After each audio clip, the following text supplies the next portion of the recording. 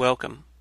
I'm Sebastian Mahfood, and you're listening to WCAT Radio, the on-air wing of En Route Books and Media, bringing you the dulcet sounds of Catholic wisdom. Welcome to Living the Gospel of Life. I'm your host, Leticia Velasquez, and we're going to start, as always, with a prayer. In the name of the Father, and of the Son, and of the Holy Spirit. Amen. O Mary, bright dawn of the new world, Mother of the living, to you do we entrust the cause of life. Look down, O Mother, upon the vast number of babies not allowed to be born, of the poor whose lives are made difficult, of men and women who are victims of brutal violence, of the elderly and sick killed by indifference or out of misguided mercy.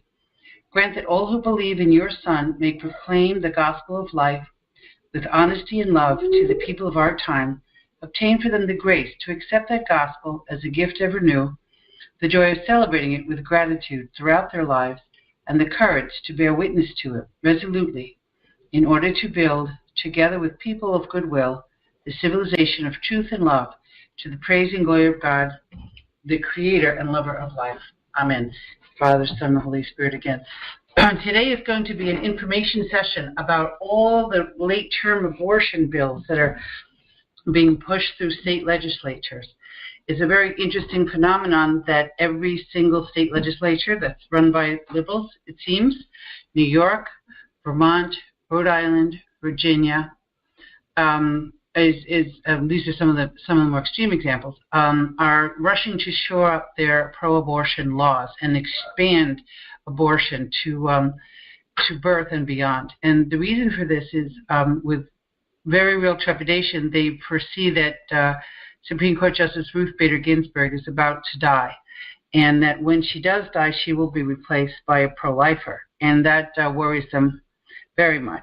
So they feel that that Roe versus Wade, which will throw, if it's overturned, Roe versus Wade will not shut down abortions everywhere. It will shut down, if it is overturned, it'll only shut down abortions in states that do not have a law providing abortion. So that's why all these states have rushed as soon as they could, when the Democratic majorities were restored in this past election, the 2018 election, midterm election. Democratic Party regained the House of Representatives, but also regained a lot of state legislators, including New York. So these legislators made it their first priority, and the Governor Cuomo of New York made his first priority to pass some of the most liberal abortion laws in the country. But before I get to that, I want to remind people of a fact, that abortion till birth takes place in almost all the states of America. 31 states in the United States already permit full-term abortion. Yes, you heard me right. 31 states in the United States permit full-term abortion with some qualifications. Let me put this in perspective. There's only a handful of countries that permit abortion until birth in the world. And wait till you hear whose company we're keeping. Canada, the Netherlands, Singapore, Vietnam, wait, it gets better, China, and North Korea. All of these 7 countries permit abortion until birth. Nobody else in Europe, nobody else in the Western Hemisphere permits abortion up until birth, except the United States and some of these very extreme Asian countries, and of course Holland, which is the culture of death. I've heard recently that up to 25% of deaths in Holland are voluntary. That is, they're physician-assisted suicide. Either the family or the patient requested death. So natural death is sort of dying out, if you say, and voluntary death is taking its place in that country. So anything that comes from Holland, we have to be very wary of because it's coming our way. But right now, we're of a pair with Holland, the United States. 31 states permit full-term abortions. I found this article in the Illinois Family Institute blog written by Lori Higgins, and I'm going to read to you from it because I knew this before. So when I heard that the outrage over New York permitting full-term abortion, I said to myself, but Connecticut already does. And I found out there's many more states. In fact, almost all of them do. And this is what Lori Higgins wrote. Why, I kept asking myself last week, are so many Americans, so livid about Governor Andrew Cuomo signing into law a bill passed jubilantly by the state legislature that makes it possible for women to abort full-term babies. Sure, the bill is morally repugnant, and the jubilant applause by the legislature was grotesque. And I might add on the side, so was the lighting up of prominent New York buildings like the Freedom Tower, the Empire State Building, and bridges in Planned Parenthood hot pink in celebration of full-term abortion. 23 other states, including Illinois, allow full-term babies to be killed, and for the same reasons. And 7 other states allow full-term babies to be killed for any or no reason. 7 other states allow full-term babies to be killed for any or no reason. Toward the end of last week, I was outraged pro-life voices were dying down. It came to light a new bill was proposed in Vermont, which many mistakenly believe would legalize unrestricted abortion throughout the entire 9 months of pregnancy. Unrestricted abortion. They were mistaken in that unrestricted access to abortion through the entire 9 months of pregnancy has been legal in Vermont since 2014. The bill proposed in Vermont merely enshrines in state law the existing legal right as a fundamental right. Pro-baby killing advocates are preparing for the day Roe v. Wade is overturned. As I said, they're putting it in their state constitutions. They're enshrining this law so that it will not be challenged on the day that Roe versus Wade is overturned, starting to look a lot like America in the 1850s, right before the Civil War, when every single state that was added to the Union caused a controversy over whether it be a slave state or a free state. So now we're seeing states, are they an abortion state or a life state? Very similar division of America along, instead of racial lines, along abortion lines. Does the human person before birth have a fundamental constitutional right to live, right? And that is something that the Supreme Court will not be able to ignore very much longer. And in fact, I think it's going to be something they're going to deal with very shortly. We're going to be surprised. Ms. Higgins continues, late-term abortions are banned in 24 states except if the mother's, quote, health is deemed at risk by allowing the baby to grow to term. But here's the catch. Remember this. Health includes any physical, emotional, psychological, or familial factors that affect well-being. With that ambiguous and widely broad definition, virtually any woman can have her baby killed at any point in her pregnancy. In addition, 16 states allow full-term babies to be aborted if the mother's, quote, life or, quote, physical health is deemed at risk. And 3 states allow full-term babies to be directly killed only if the mother's life is at risk. There is a chart that I will link to that this writer refers to, Lori Higgins, saying when abortion is allowed in what state. Please look at it. Please copy it to your Facebook page. Please share it with people. They need to know that what happened in New York is not unusual. The celebration is unusual. That is what's unusual, and the fact that it got nationwide press, in fact, worldwide press. The fact that people were literally dancing in the streets at the thought of abortion until birth. The fact that Cuomo removed criminal liability. Let's say a boyfriend kills his girlfriend who is pregnant, he will no longer be liable for criminally responsible for the death of his unborn child. The most common cause of death for a pregnant woman is murder. All right. Very often the boyfriend wants her to abort, she doesn't want to, and an argument ensues, and the woman puts her life at risk in certain circumstances. You never hear Planned Parenthood talk about that. So not only will there be no more criminal prosecution for killing of an unborn child for any reason, non-doctors will now be able to perform abortions. So you can go into an abortion clinic, which used to be considered, at least by the pro-abortion side, is safe and maintained by strict health laws, and you will find some amateur, somebody who does not have a medical license, performing the abortion. And I ask, what's the difference between that and a back alley abortion? It's been argued that nail salons are more strictly regulated in New York than abortion clinics. And so it's very important to realize to look at this chart by the Kaiser Family Foundation, which lists the 24 states that allow late-term abortion for, quote, health reasons. Also, take note of Alaska, Colorado, New Hampshire, New Jersey, New Mexico, Oregon, and Vermont. Those states are virtual killing fields. They don't even require a pretense of a health reason for a mother to abort their full-term babies. In these 7 states, there are no bans on abortion at any stage. It's open season on babies who, through no fault of their own, have the misfortune of being conceived in the wrong womb. Since all 50 states allow late-term abortions that threaten a mother's life as distinct from her health, it's important to understand the inconvenient truth progressives don't want Americans to think about. Listen to this. There is no life-threatening condition that would ever necessitate the direct, intentional, active killing of a baby in the womb. There are relatively rare occasions in which the continuing a pregnancy threatens a woman's life. But ending a pregnancy does not require the direct, intentional, active killing of the baby. Let me explain. With my first child, I was pregnant for 9.5 months. It's called post-mature. All right. I was admitted in the hospital on an emergency basis because I was suffering from preeclampsia. Preeclampsia is a life-threatening condition of high blood pressure. And yes, the baby must be delivered immediately, or the mother can die. I said delivered. Nobody said that my 9.5-month unborn child, my firstborn, my 26-year-old Gabriella, needed to be killed. She needed to leave. It turns out I was able to have induced labor and give birth to her naturally. But if my life was so much on the line that my pregnancy needed to end right away, they could have done an emergency C-section and my baby would have left my body in 1 minute. 1 minute. Now, if the child is too preterm to survive, the mother's life is still given priority, but the child does not have to be aborted. The child can be born too early.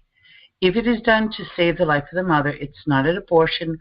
If that child receives medical care, as a premature infant, infants have been known to survive from 21 weeks. All right? 24 weeks is considered the age of viability, but that as a medical medicine advances, neonatal medicine advances, that goes farther and farther back. In fact, artificial wombs have been developed for use in animals, which could extend that indefinitely. A baby could practically be raised in an artificial environment. While I'm not advocating that, it does prove that viability is something which constantly changes with the advancements of medicine.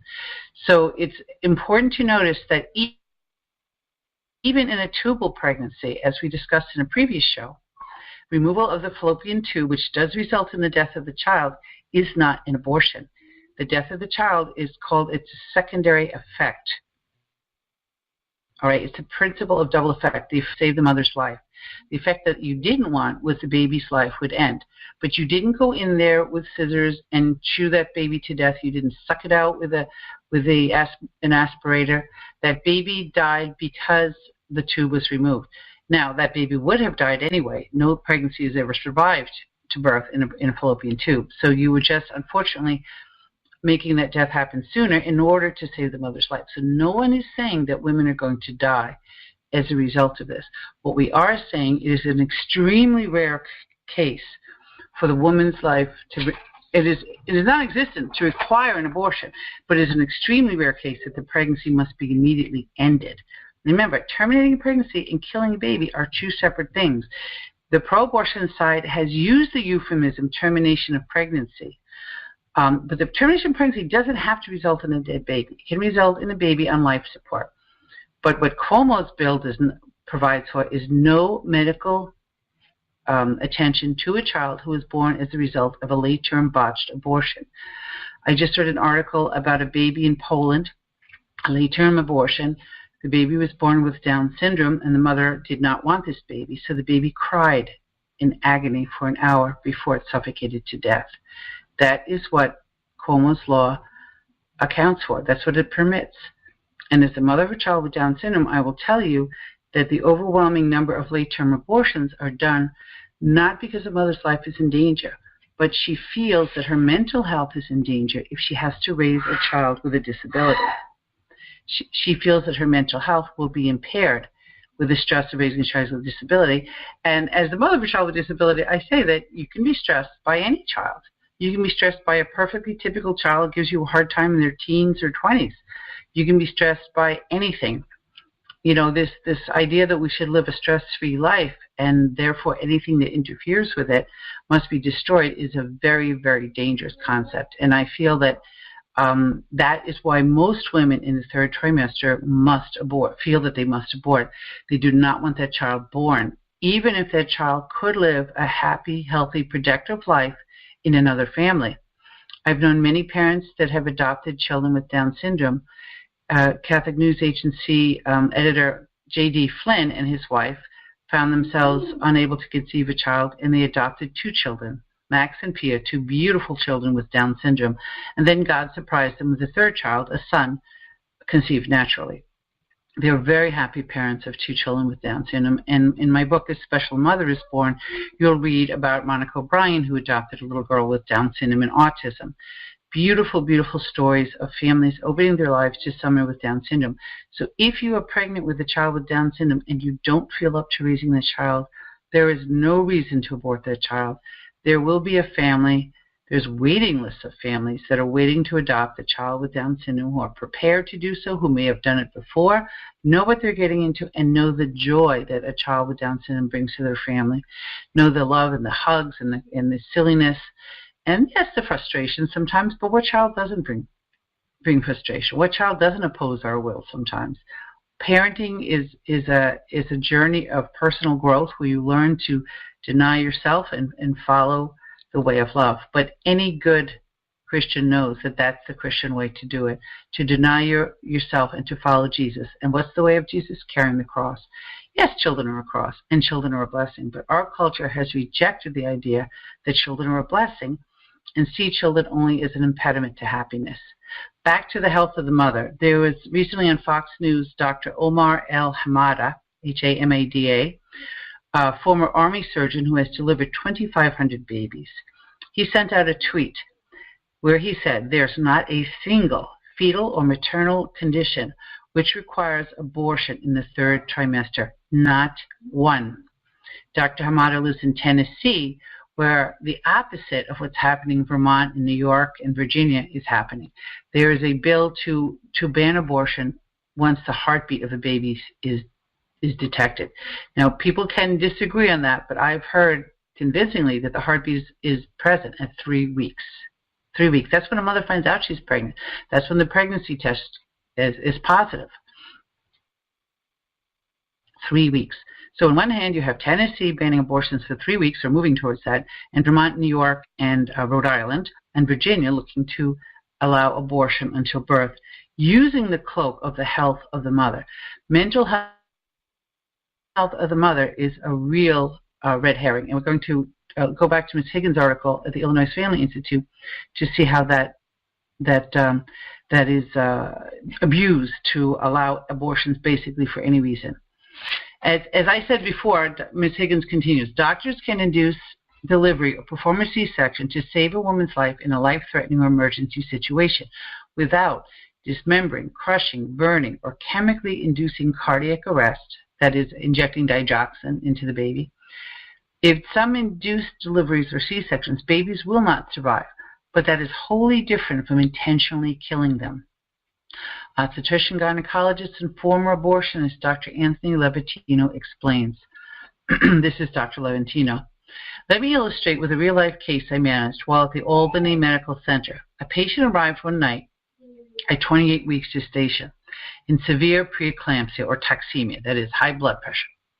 Blood pressure on admission was 220 over 160. A normal blood pressure is 120 over 80, so it was almost twice what it should be. This patient's pregnancy was a threat to her life and the life of her unborn child, because if mom doesn't survive, the baby doesn't survive as long as he's inside. She could very well be minutes or hours from a major stroke. This case was managed successfully by rapidly stabilizing the patient's blood pressure and terminating her pregnancy by cesarean section. She and her baby did well. Here's an aside. Note he said terminating the pregnancy, but it didn't mean abortion. You can end a pregnancy with a healthy baby. There's only 2 ways for a pregnancy to end: by birth, by C-section, in which the baby survives. The other termination of pregnancy is really an abortion, but the left doesn't want to say it that way. They want to use euphemisms so you don't think about what's actually happening. Dr. Levantino continues, this is a typical case in the world of high-risk obstetrics. In such cases, any attempt to perform an abortion to, quote, save the mother's life, unquote, would entail undue and dangerous delay in providing appropriate, truly life-saving care. During my time at Albany Medical Center, I managed hundreds of such cases by, quote, terminating pregnancies to save the mother's life. In all those cases, the number of unborn children I had to deliberately kill was zero. Zero. So Dr. Levantino, a former abortionist, and Dr. Hamada both agree with the former Surgeon General C. Everett Koop that he never, ever experienced a case in which abortion was necessary to save the life of a mother. So this is a false argument that's constructed by the left because nobody in their right minds could oppose abortion when a mother's life is in danger, according to them. But again, it's a false argument that is absolutely never necessary. And when you talk about the mental health of the mother, you have to remember that abortion in itself is a risk to the mother's mental health. At least a third of women who have abortion admit to severe depression. They admit to self-harming tendencies, many times suicide, drug addiction, serial sexual acting out, extreme sexual acting out, and basically haunted by their abortion. They have anniversary depression on the anniversary of the abortion. They can't stand Mother's Day. They can't stand Huggies and diaper commercials. And when they have future children, they're often haunted by the child that they aborted. They have bad dreams, and they have aversion to things such as vacuum cleaners that remind them of the aspiration of the abortion. This is not a safe procedure for a healthy woman. It's not a safe procedure for an unhealthy woman, a woman whose life is at risk. On a personal note, I worked as a pregnancy center director in Hartford. Next door to us, we had an abortion clinic which was performing 200 abortions a week for 40 years. At the time of this radio broadcast, it's believed that they have closed their doors. They are moving, and we're pretty sure they've closed their doors after 40 years, maybe 8,000 deaths of babies. But there may be maternal deaths. On one occasion, I was working at a close location.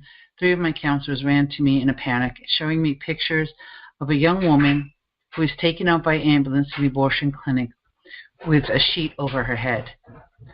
The ambulance came up to the front of the clinic and was told to come around back because of the many priests and religious that were praying outside. It was a Saturday morning, very busy outside the abortion clinic. They had escorts, they had security guards, they had people on the sidewalk praying, and they didn't want this crowd to observe that this young woman was being rushed to the hospital with a sheet over her head.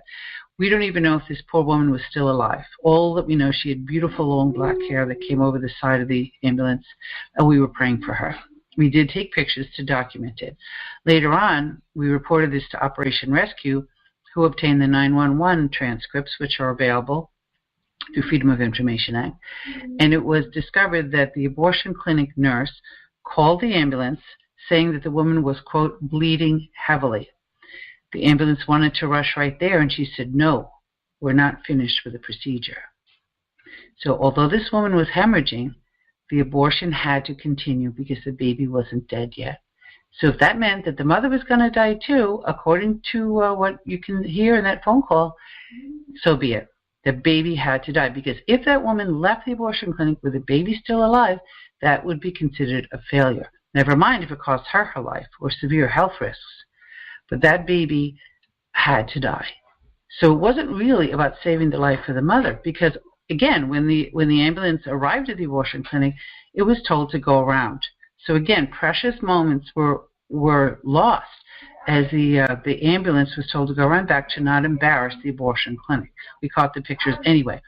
And when I was asked by the Hartford Courant to write an op-ed about this event, about the controversy that NARAL was claiming that we were a fake clinic as part of their Expose Fake Clinics campaign, I mentioned this incident because we had pictures, because we had the 911 transcript, and the Hartford Courant the editor refused to publish my op-ed.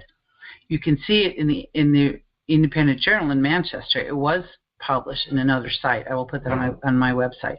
But it's very important to understand that the abortion industry is not concerned with women's lives. They use that as a shield to protect themselves, to look compassionate about women, and that the mental health of the woman is an excuse which can be used at any time. Anytime a woman comes to demand abortion, all she has to do is say, this baby is endangering my mental health, or some version of that. I'm stressed. I can't do this. I need an abortion. So threshold for later-term abortions. Let's look at the chart by the Kaiser Family Foundation that I'm going to post on my website, and let's look at some of the ages for abortion. Threshold for a later-term abortion in Alabama is 20 weeks post-fertilization, 20 weeks.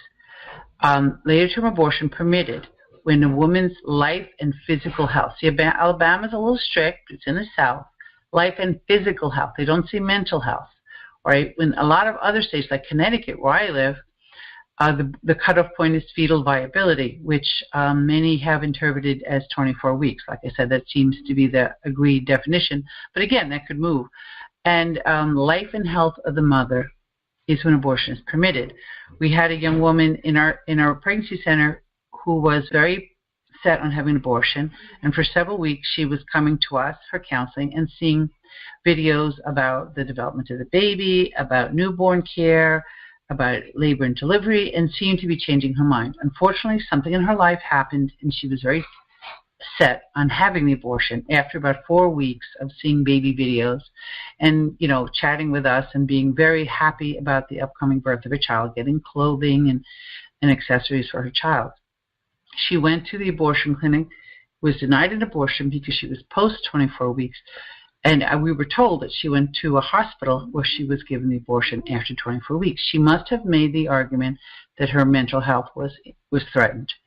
So it's very important to know that in most states, a woman can obtain an abortion past whatever limits they're set. Florida, the limit is 24 weeks after the last menstrual period, life and health of the mother. Georgia, it's a little stricter, 20 weeks. Abortions are up to 20 weeks. The life and physical health. You see the difference? Life and health or life and physical health. And Georgia is more strict than Florida. They have 4 weeks earlier. They cut off abortions, but physical health and life are the only reasons for abortion. In Iowa, it's life and health. Again, very general. Life and health is something that can be expanded to include almost any statement of the mother that she would be upset. Okay, so you can see that almost every single state, the state of Virginia, abortion is allowed up into the 3rd trimester, which is 6 months, and the life of the health of the mother is the only reason a baby can have an abortion. So what they were merely doing in the Virginia law, which I will get to in a minute, was they were expanding abortion and making it more available after the 24-week cutoff. So it's not something that we haven't done before. It's just very important to know that this is just something that they are doing to shore up abortion in the case of Roe versus Wade. There was a legislator by the name of Kathy Than that was sponsoring an abortion bill that allowed abortion up until birth. And she was questioned about when abortion, what would be the outer limit of when abortion was legal. And she tried to avoid, in Bill 1249, and she tried to avoid the question of when abortion when it's not legal anymore. And the questioner said to her, if the woman is in labor, would abortion be allowed? Legislator Kathy Than would not answer. Then he said, if the woman is dilated, that means so far into labor, this would be the 3rd stage of labor, that she's pushing a baby through the birth canal. The baby is inches from being born. And she said, yes, that is permitted under this bill. All right? So it's very, very hard for people to hear that. A baby could be aborted even though the baby's inches from being born. And she tried to get around giving an answer to the chairman of the committee saying, that would be a decision that the doctor, the physician, and the woman would make. I understand this, to the chairman. I'm asking if your bill allows abortion in labor. And Representative Than says, yes, my bill would allow that, yes. So videos of trans comments circulated around the internet like wildfire. with anti-abortion groups and conservative activists expressing shock and horror at her apparent insinuation that an otherwise healthy, soon-to-be-born baby in labor could be killed. But that is what is allowed in 31 states. It's just that the public with the internet and the public with these hearings televised is able to see in full color and sometimes live the disrespect that Democrats have for human life. They used to say in the 90s under Bill Clinton that he wanted abortion to be safe, legal, and rare. But what's rare about abortion up until birth in 31 states? Absolutely nothing. You just have to find a provider that is willing to perform the abortion. So it's very interesting to know that Kathy Tran was a mother that I admired recently for nursing her baby on that floor of this Virginia legislature. So she's a mother herself, was willing to bring her infant to work to nurse her and be a wonderful example of a mother who could have it all and be a good mother, nursing mother, and a legislator, and at the same time she's promoting this type of abortion. Another co-sponsor of the bill was horrified at the language in this bill and admitted she had not read it. So there were many, even in the Democratic Party, who were not aware of how extreme this abortion laws are. And among them is Governor Northam opened up a lot of eyes when he was on a radio show, and he admitted as a pediatric neurologist what happens to babies under this law. He said that a baby is born in labor, and if the parents want the baby resuscitated, a baby's resuscitated. If not, I imagine they just let the baby die of asphyxiation or from whatever problems the baby has upon birth. He's referring to a disabled infant. He says a child whose condition is not compatible with life.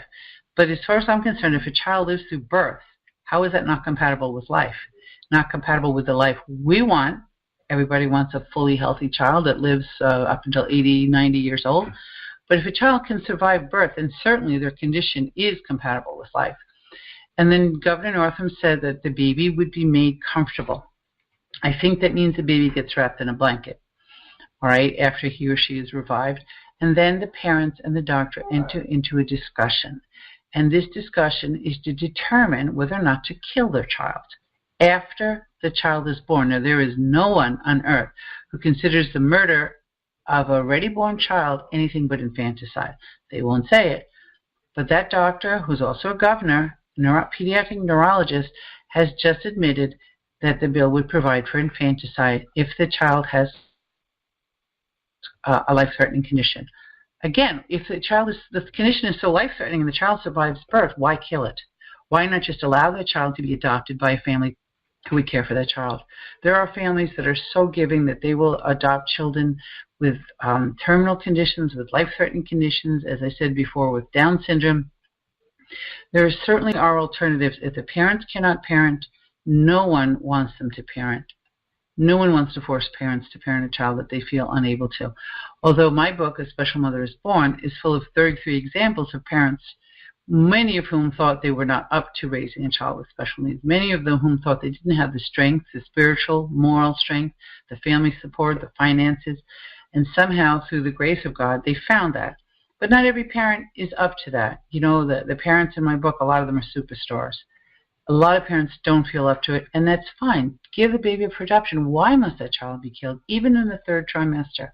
Why must that child be killed? Is it something so horrible to give your child up for adoption that that child must be killed?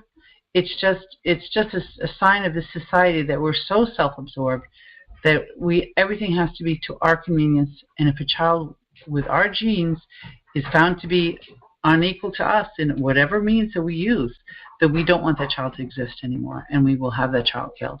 So Governor Northam found himself the object of a lot of criticism, and he doubled down on it. He refused to apologize for what he stated, and he stood firm, saying that what he's done is basically affirm medical practice that happens all the time. It is not widely known that babies are left to die, so much so that U.S. Senator Ben Sasse of Nebraska has said that he's going to have a vote this week on unborn babies that are born during abortions or born and the parents don't want them to be born, that they will be given medical care, born alive infant protection. Because he wants the senators to go on record saying, would you allow medical care for a child whose life is threatened and whose parents don't want him, but he was born anyway? It's very important, even though we know that the House probably wouldn't pass that, for our senators to go on record and to say what is going on. Interesting side note, Governor Northam is now under fire because suddenly somebody found a yearbook photo from 35 years ago when he was in medical school where he is either depicted dressed up as a Klansman or in blackface. And he's hemmed and hawed about that too. But it's very interesting that Democrats and Republicans are calling for him to step down. Interesting that although he ran for lieutenant governor successfully and would not shake the hand of a black candidate that was pro-life who opposed him in a debate, you know, in the end of the debate they usually shake hands, nobody saw a problem with that. They allowed him to call his opposing candidate, Republican candidate Gillespie, a racist. The man who wouldn't shake the hand of a black candidate, the man who may have been dressed up as a Klansman or in blackface on his medical school yearbook. But all of a sudden, this picture comes out of nowhere, and people, including Democrats, are calling for him to step down. Immediately upon the heels of the outrageous statement that he accepts infanticide, that he would be okay with this child being killed after birth as long as the parents agreed. All right, so this is the party of death. The Democrats have become the party of death. They've been the party that used to pretend they wanted to give a woman choice. But basically, they really just want abortion. And they want to expand abortion, and they want to enshrine abortion. And abortion means killing a baby even up to birth. Now, I spoke with Dr. Peter Singer several years ago about his stand saying a child up to 2 years should be killed. After all, we want to make sure if anything develops in the first 2 years, that means the child would not live the sort of life that we envision for them, we should be able to kill that child. I challenged him on that off the record. He wouldn't let me record it, and he said that he never said that. Yet I said to him, you know, it's all over the place that you said that. If I were you, I would go and correct the record. He never has. He knows that that's what he said. There is a culture of death that is coming to us from the Netherlands, from Belgium, where there is, in the Netherlands, there's something called the Groningen Protocol, in which infants are euthanized or killed after birth if they're found to be with some sort of deformity, Down syndrome, genetic problems, spina bifida, cleft palate, or any of these, trisomy 18, any of these deformities. It's a means of killing infants. Very much like the Holocaust, very much like people who are deemed life unworthy of life. Our definition of those who are not worthy of life is expanding, from the elderly who are frail and costly to care for to the infant who requires extra care or who embarrasses us, who limits our freedom. So let me go back to Governor Cuomo. Governor Andrew Cuomo signed this bill allowing abortion to 24 weeks, and then afterwards for life or health of the mother, with no criminal accountability and no necessity for a doctor to perform the abortion. He called it himself the most aggressive abortion platform in the nation, proudly. He said it as though he was setting a standard. Actually, if the American public were educated, we would know that it's just more of the same. He's perhaps enshrining it more firmly into New York law, so that would be harder to overturn in the case of Roe versus Wade being overturned. But what makes this different is that it was on, of course, there was a camera in the New York legislature when the Democratic legislature and Senate and the governor passed this law. There was a signing ceremony with several pro-abort people behind him. A cheer ran out. There was standing ovation by the legislature, which I think is what shocked Americans. Americans have been willing to accept abortion in extreme cases. What they don't understand is why people celebrate abortion. And Cuomo went further. There was a parade in New York City celebrating abortion, and there was a lighting up of the New York skyline in Planned Parenthood hot pink. The Freedom Tower is particularly irksome because under the Freedom Tower it's a 9/11 memorial, which has acknowledged several unborn babies as victims of 9/11. They were counted in the count as victims of terrorism. But yet in New York, they can be terrorized by their own mothers and fathers, by their physicians, in the womb. They can be terrorized at the moment of birth. They can be killed. And the law in Virginia never passed out of committee, but it can be brought up again. It's not dead yet. They're ducking out of the storm because of the controversy. And this is where it's very important to notice that pressure can make a difference. So I live near Rhode Island, and several friends of mine are pro-life activists, Kara Young, Chris Young, Tyler Rowley, that testified in the Rhode Island legislature against the abortion bill there, and it did not pass because hundreds of people with pro-life signs and pro-life testimony showed up, and even so-called Catholic Governor Raimundo, who promised to sign the bill, didn't get a chance to sign it because it did not pass the Rhode Island legislature. A friend of mine, Eileen Haupt, who has been on this show and co-founded Kids with Me, testified against a similar bill in Vermont, which I believe it did pass. But she testified against it specifically on behalf of children with Down syndrome, because children with Down syndrome, as I mentioned before, are often the victims of a late-term abortion. Let me explain why. When a woman is newly pregnant, she can take a prenatal screening test, and that test can tell her if she possibly is carrying a child with a genetic defect, because they literally count the chromosomes in the mother's blood. It's a non-invasive test, and they say, whoops, we've got some extra 21st chromosomes. Mom has a normal number, so the baby she's carrying, whose chromosomes are in her blood, yes, the baby's chromosomes are in your blood for the rest of your life, must have extra chromosomes. The testing companies have named this test Maternity T21 because that's who they're going after, the children with trisomy 21. That's what T21 stands for. So they're going to find children with Down syndrome. When this test comes back positive for possible Down syndrome, this company says it's a 99% accuracy, but that is debated. The mother will then undergo an amnio. An amniocentesis is injecting a needle to get some amniotic fluid. The needle goes into the womb. I hear it's a very painful test. It's guided by ultrasound, so you don't nick the baby. But there is a 1% chance of miscarriage. This is normally done at 16 to 17 weeks. That's 4 months into the pregnancy. Now, the cells take a while to develop, the culture that is taken out of the womb, to determine if that child, and it is a definitive test. It's a prenatal, not a screening, it's a test. It will tell you if there are extra chromosomes or other anomalies like cystic fibrosis or different spina bifida. So by the time the mother gets the results, she's usually about 20 weeks pregnant or at the limit for several states for abortion. Okay, we mentioned that several states had a 20-week age limit. Now, most women don't make up their minds overnight. They go to a genetic counselor, they talk to their husband or their boyfriend, and they consult with other people. But I will tell you that 67 to 90% of mothers whose babies have been diagnosed with Down syndrome before birth abort. Up to 90% of those who receive that diagnosis. Now, when do they receive that diagnosis? Weeks. So at that point, they may wait a couple of weeks. It may take them a couple of weeks to get an appointment. They could be up to 24 weeks, which in some states is too late, but most states will allow her to have that abortion if her health or mental health is at risk. She can say that raising a child with Down syndrome would stress out my mental health. So in many cases, the third trimester abortions are because the mother does not want to give birth to a child with a genetic defect. And that is the reason that this is being pushed so vehemently. So having a child with Down syndrome did nothing to affect my physical health, absolutely nothing. It was stressful in the beginning, as any child. Any birth is stressful. I had a C-section to get over. My kitchen was being remodeled, and I had a child with a disability that I had to learn about.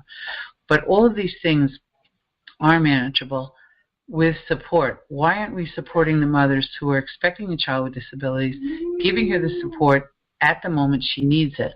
That I've heard cases of doctors telling mothers that it was the best thing for her children to abort their sibling, that she would be a good mother if she aborted that child, and that's what she should do. They were using the mother guilt backwards to encourage a woman to, instead of give birth to her child, to abort her child. And all of this decision rests upon the shoulders of the mother, and she has to live with it for the rest of her life. I told a story once in an article that I used to live, our house used to back up against a school, and my two older daughters, Christina's older sisters, were they were 9 and 5, and they were playing girls softball. And one day I brought Christina. It was, spring when you play softball, and in the stroller and in the infancy. And I couldn't explain it, but I felt very uncomfortable. I felt somehow my baby daughter, who was very quiet at the time, her presence was unwanted on the softball field. And I really couldn't put my finger on it, but I never brought her again. I just felt like, no, I'm not going to bring her, even though I'm that close and I want to watch the games. I'm nursing her. I got to stay home, and I got to miss my daughter's softball games. Well, we were homeschooling, so my daughters didn't receive the notices at school to sign up for softball the following year. We went to the coach's house. Oh, you missed the sign-up. We went to the coach's house the next year. No, you missed the sign-up. And every year after, until we moved from the area, that was a total of 6 years, we were never able to sign my daughters up for softball again, and they loved it. They were very big softball players. Years later, the coach's wife, a fellow Catholic, met me at a Catholic conference at a seminary and said to me, the reason we never allowed your daughters to sign up for softball is because my sister-in-law had just aborted a baby with Down syndrome. I had tried to talk her out of it, but I couldn't. She aborted the baby, and months later, here you come with a baby with Down syndrome, and she was very upset by the sight of your child. You see, this woman exercised her right to abort her child with Down syndrome because she didn't feel up to it, and months later was still suffering. And it was a result of her suffering, my daughter suffered. All three of them. One for being rejected for who she was, and two for being rejected for who their sister was. Sort of a racism for differences in genetics. Instead of differences in races, but it's a difference in genetics, but definitely a prejudice. And this is something that I'm sure many of us have experienced when we bring our children with special needs into the public, that there are many people who have rejected them in their own situation, and they find our children's presence to be bothersome. So here's the point that Catholics should get involved. Governor Andrew Cuomo calls himself a Catholic. In fact, he likes to align himself with Pope Francis when he does certain legislative actions regarding the poor or immigration. He may indeed follow Catholic teaching on certain of these, even though there is wide discretion over how to help immigrants and how to help the poor. Certainly it is Catholic teaching that we should do this, but it is never Catholic teaching to advocate for abortion for any reason whatsoever. And Governor Cuomo, who calls himself Catholic, is in clear violation, and Canon 915 can be invoked, in which his bishop can say that you are cut off from communion. You may no longer present yourself for Holy Communion. You are excommunicated because you have publicly defied Catholic teaching. All right.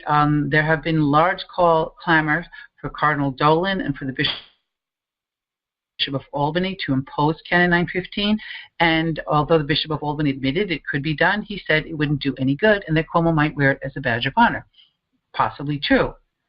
But it doesn't change the fact that he has clearly violated church teaching in a public way, brags about it, celebrates it, and has received nothing more than a slight rebuke from Cardinal Dolan, who wrote in Catholic New York, the biggest Catholic newspaper in the country, that the Democrats used to be the party of helping the underdog, of helping the little guy. And now they're picking on truly the most vulnerable of all, the unborn child. So he did rebuke Governor Cuomo, but not in a way that many Catholics feel is acceptable. Many Catholics are very upset because they want Canon 915 to be invoked against Governor Cuomo to set an example for other Catholic politicians. In fact, Bishop Thomas Daly of Spokane, Washington, has now banned all pro-abortion politicians from communion. That is not just the governor who signs the legislation, but any legislator who votes for abortion and calls himself Catholic may no longer present themselves for communion in Spokane, Washington. Bishop Strickland of Tyler, Texas, and Bishop Stika of Knoxville, Tennessee, have also called for such a measure. That Catholic politicians may not present themselves for communion. There is a rumor in my own state that a Catholic politician who has not only voted pro-abortion, has sponsored pro-abortion legislation in Connecticut, is a minister of Holy Communion in a parish. And I hope that this is cleared up because this is truly scandalous. My opinion is, if you are a Catholic politician You're using your faith when you do things for the poor or when you do things for immigrant. You're saying, I agree with Pope Francis.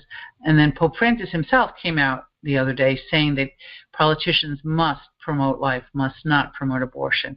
It's very clear the church is teaching, even the New York Times knows the church is teaching on abortion, no for any reason whatsoever. It's very clear that he is violating church teaching. He's sticking his finger in the eye of the Catholic Church, and there must be repercussions. I've heard that Cardinal Dolan's going to have a listening session in which he's going to hear people speak about it. I heard him on Fox and Friends in the morning where he was dancing around the topic, trying to be charming, saying that it wouldn't do any good and that the reason for excommunication is to win the soul back to the church.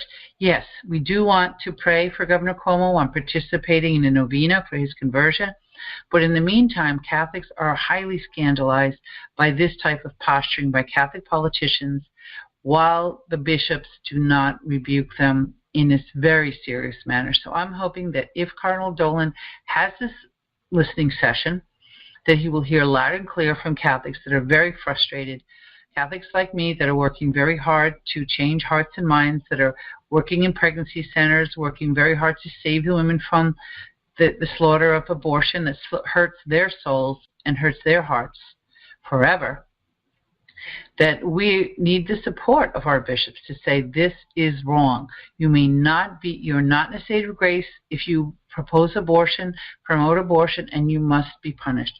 So I will update you on this in the future to see if what happens to Governor Northam, if he's going to be jettisoned over a 35-year-old yearbook photo, which was foolish. I mean, I think a lot of us 35 years ago might have done things which we would not want to appear in public. Or I believe, and Rush Limbaugh believes, that if people knew what the Democratic Party really stands for, that they would never elect a Democrat again. If people understood that the Democratic Party, now that they feel that Trump is on the ropes and they can beat him in 2020, is proposing candidates that are 100% pro-abortion for any reason, to birth and beyond. There has not been a single candidate that Elizabeth Warren, Cory Booker, Kamala Harris are all 100% pro-abortion for any reason whatsoever. This is now the position of the Democratic Party, and I really don't understand how any Catholic can still consider themselves part of this party. I don't agree with everything the Republicans do, but as I like to say, does anybody care that Hitler improved the German economy?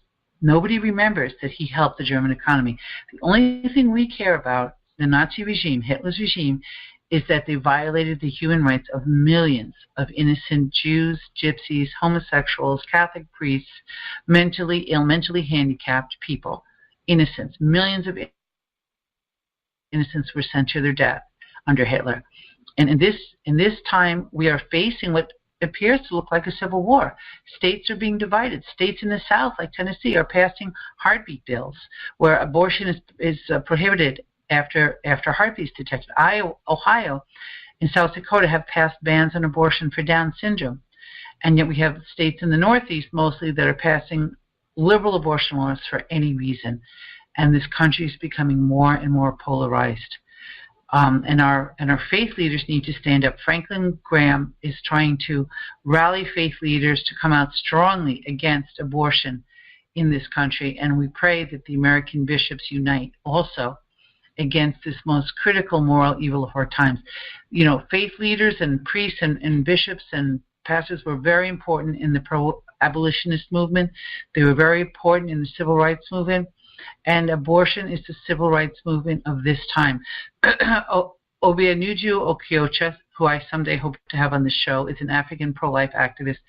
And she said someday, she was pointing to a picture of people standing and holding signs, I stand with Planned Parenthood.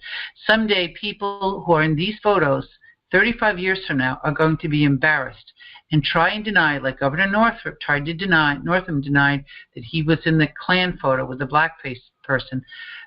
Someday people who support Planned Parenthood in photos are going to deny that that is them. They're going to be embarrassed they could ever take such an extreme position that some human lives are worth less than others and some people should be killed for the convenience of others.